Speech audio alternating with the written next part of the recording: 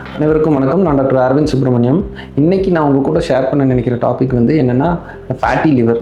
அதாவது ஜென்ரலாக என்ன சொல்லுவாங்க அப்படின்னா, ஃபேட்டி லிவர்னால் மக்களுக்கு ஒரு சந்தேகம் வரும். ஃபேட்டி லிவர்னால் நம்ம ஆல்கஹால் சாப்பிட்றதுனால தான் ஃபேட்டி லிவர் வருமா, இல்லை நான் வந்து குண்டாக இருக்கிறனால ஃபேட்டி லிவர் வருமா?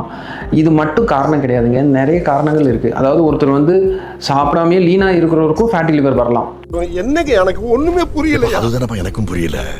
ஏன்னு பார்த்தீங்கன்னா, நம்ம சாப்பிட்ற சாப்பாட்டில் இருக்கிற ஹை கேலரி டயட், அதே மாதிரி இப்போ நம்ம யூஸ் பண்ணுற பேக்கரி ஐட்டம்ஸ், அப்புறம் கூல்ட்ரிங்க்ஸு, ஸ்வீட்டு இதெல்லாம் சாப்பிடும்போது என்ன ஆகும்னா, அந்த எக்ஸ்ட்ரா கேலரி வந்து ஃபேட்டாக கன்வெர்ட் ஆகி நம்மளோட லிவரில் போய் டெபாசிட் ஆகும். அது எப்படி டெபாசிட் ஆகும்னா, ஜென்ரலாக லிவர் செல்லுக்குள்ளே வந்து அதை எல்லாத்தையும் செல்லை ரீப்ளேஸ் பண்ணி ஃபுல்லாக அந்த ஃபேட் வந்து அக்யூமுலேட் ஆகிரும். இப்போ அது மாதிரி அக்யூமுலேட் ஆகிறதுனால என்னன்னா, அந்த லிவரோட நார்மல் ஃபங்க்ஷன் பண்ண முடியாமல் போயிடும்.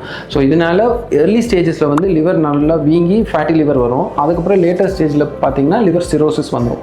ஸோ இதுதான் ஃபேட்டி லிவர். ஸோ இது வராமல் தடுக்கணும் அப்படின்னா மெடிசன் மட்டும் சாப்பிட்டா பத்தாதுங்க, கூடவே நம்ம சாப்பிட்ற சாப்பாடு மற்றும் எக்ஸசைஸ் இதெல்லாம் பண்ணால் கண்டிப்பாக கண்ட்ரோல் பண்ண முடியும்.